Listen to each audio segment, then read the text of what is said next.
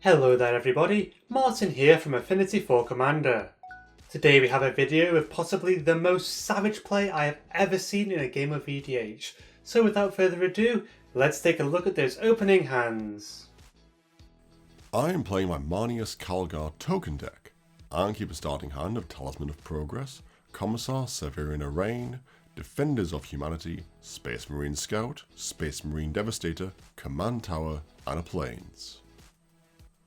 Tom is playing his Hinata Dawn-Crowned Spellslinger deck, and keeps an opening hand of Izzet Signet, Lavina Azorius Renegade, Prismari Command, Crush Contraband, Sublime Epiphany, Ottawara Soaring City, and an island. Jay is playing his Beledros Witherbloom value deck, and gives a hand consisting of Doom Whisperer, Verdant Sun's Avatar, Westvale Abbey, Tainted Wood, Twilight Mire, Windswept Heath, and a Swamp. And finally, Harry is playing his Elas il-Kor Sadistic Pilgrim Life Gain and Life Drain deck.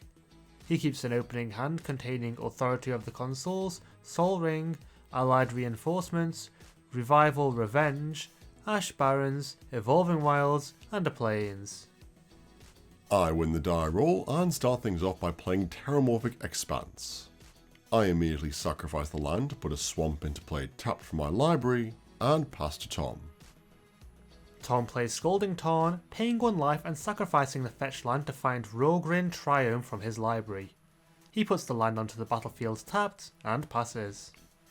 Joining on the fetch land craze, Jay plays Windswept Heath and immediately sacrifices it. He pays 1 life to put Haunted Mire into play tapped, and ends his turn. Harry plays a Plains and casts Authority of the Consuls. Pleased of his enchantment, he passes to Alex. I play Command Tower and tap out to cast Talisman of Progress before passing. Tom begins his turn by playing an island and casts Izzet Signet. With nothing more to do, he ends his turn. Jay plays Tainted Wood and passes to Harry. Harry plays Radiant Fountain, gaining 2 life, and casts Sol Ring before passing. I start my turn by playing a Plains, and cast Everflowing Chalice where X is 2. With a mana rock to rival Harry's Sol Ring, I end my turn. In his turn, Tom plays Ghost Quarter and passes to Jay. Jay plays a Swamp and passes. Harry responds this by cycling Ash Barrens, searching his library for a Swamp and putting it into his hand before moving to his turn. Harry plays the swamp that he just tutored for and casts his commander, Elas il-Kor Sadistic Pilgrim. With only colourless mana remaining, he ends his turn. I play a Swamp and ask Tom's permission to cast Birth of the Imperium. Being a loyal follower of the Emperor, Tom allows this to resolve, and I create 3 2/2 Astartes warrior tokens, who enter the battlefield tapped thanks to Authority of the Consuls. Harry gains 3 life from his enchantment, and I pass to Tom. In response, Tom casts Prismari Command, drawing 2, discarding 2, and creating a treasure token. With no further interruptions, he proceeds to his turn. Tom begins his turn by casting Preordain, scrying 2 cards to the bottom of his library and drawing a card. Next he plays Sacred Foundry, paying 2 life to have it enter untapped, and passes. Jay plays a Forest, and ends his turn. Not a lot going on in that corner of the table, is there? Harry plays and sacrifices a fancy Evolving Wilds, searching his library for a Plains. He puts the land into play tapped and casts Trading Post, which he immediately activates. Harry pays 1 life to create a 0/1 goat, gains that life back with his commander's ability, and passes to Alex. I draw and put a lore counter on my Saga. Each of my opponents is forced to sacrifice a creature, resulting in Harry removing his goat from the battlefield, and alas, having Tom, Jay, and I lose 1 life. Next, I tap out to cast Vanguard Suppressor, paying the spell's squad cost once, creating a token copy of the Ultramarine. Both creatures enter the battlefield tapped, Harry gains 2 life, and I move to combat. Here I attack Harry with all 3 of my Astartes warriors, to which he declares no blocks, taking 6 damage. Pleased with my position in the game, I pass the turn. Tom starts his turn by playing a mountain and casts his commander, Hinata Dawn Crowned. The Kirin enters tapped, Harry gains a life, and Tom ends his turn. Jay plays a swamp and casts Doom Whisperer. The demon comes in tapped, Harry gains a life, and Jay passes to Harry. In his turn, Harry casts Militia Bugler, gaining a life from his commander as they enter the battlefield. Next, he looks at the top 4 cards of his library, putting Elas, Eternal Pilgrim into his hand, and puts the rest on the bottom of his library. Not yet finished, Harry pays 1 life to make another goat of his trading post, gaining the life back thanks to Elas' ability. With nothing more to do, he passes the turn.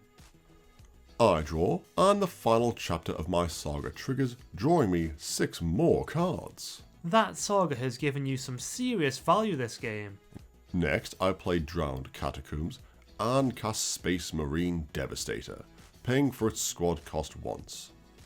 Both the Marine and the token enter tapped, gaining Harry 2 life, and I use both creatures' ETBs to destroy Harry's Authority of the Consuls and Tom's Signet. Moving to combat, I attack Harry with my suppressors, and Jay with all 3 of my Astartes warriors. Both players take 6 damage in this way, and I draw 2 cards when my vanguards deal damage. Still not finished, I move to my post-combat main phase, where I cast Mind Stone before ending my turn. Tom plays Otawara Soaring City, and then casts Soulfire Grandmaster. With plenty of mana open, he passes to Jay, who responds by paying 2 life to activate his demon's ability. Jay looks at the top 2 cards of his library, putting one of these into his graveyard and leaving the other where it is before proceeding to his turn. Jay plays Westvale Abbey and casts Pattern of Rebirth. He enchants his Doom Whisperer with the Aura and passes. Harry begins his turn by casting Elas, Eternal Pilgrim, to which Tom responds by expressing his displeasure. Really wanting his cleric to resolve, Harry promises not to exile Hinata with Elas' ability if Tom doesn't counter her, and Tom agrees, gaining himself an ally. Now these are the kinds of interactions that make Commander so special. Harry gains a life when Elas enters the battlefield and, wasting no time at all, sacrifices his Militia Bugler to his Kor's ability. He gains 3 life, Alex, Tom and Jay lose 1 life, and Harry creates a goat token before ending his turn.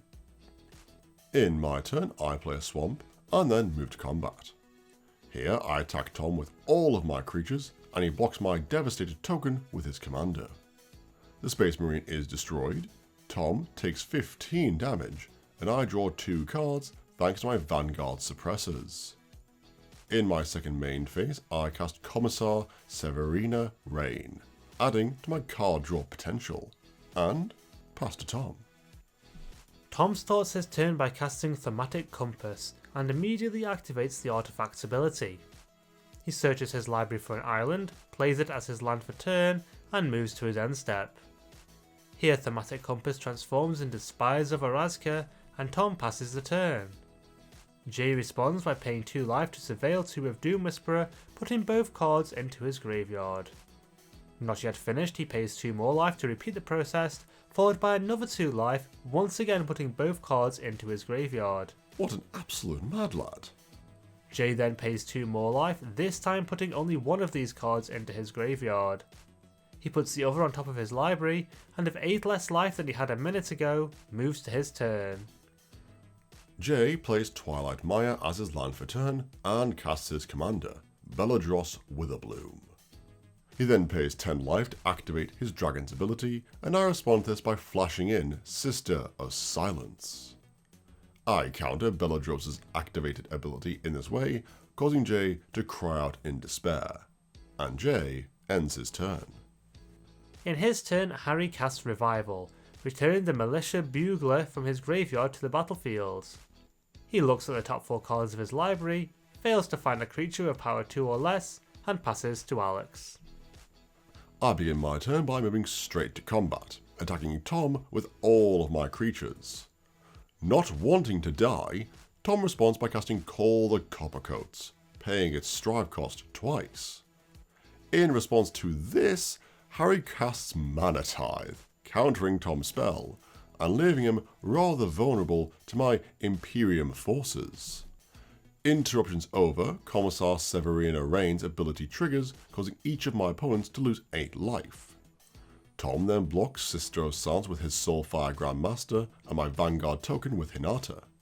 He takes 14 damage from unblocked creatures, gains 2 life from Soulfire Grandmaster's lifelink, and I draw a card thanks to my Vanguard Suppressor. Now that was a close one.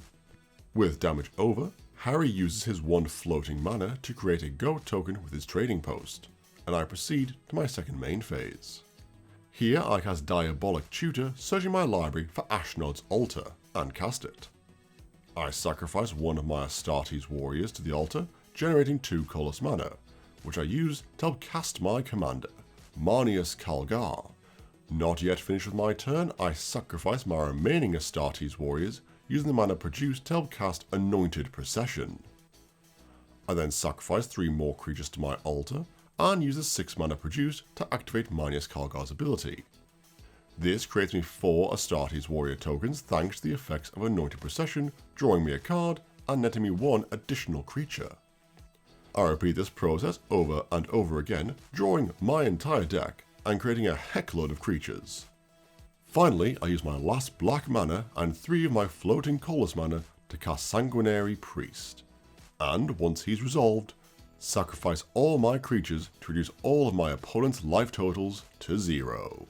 Well, that is it for another game. I hope that you enjoyed watching Alex demonstrate the power of the Imperium Ultramarines. I'd like to give a huge thank you to each and every one of our incredible patrons, without whom we'd be unable to continue making content such as this, so thank you. Also, be sure to check out our affiliate links in the video description. It won't cost you anything extra to make your purchase through these, but it really helps out the channel.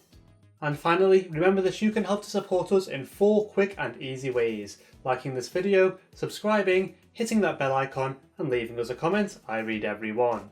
That's it for now. We'll see you next time. Stay awesome!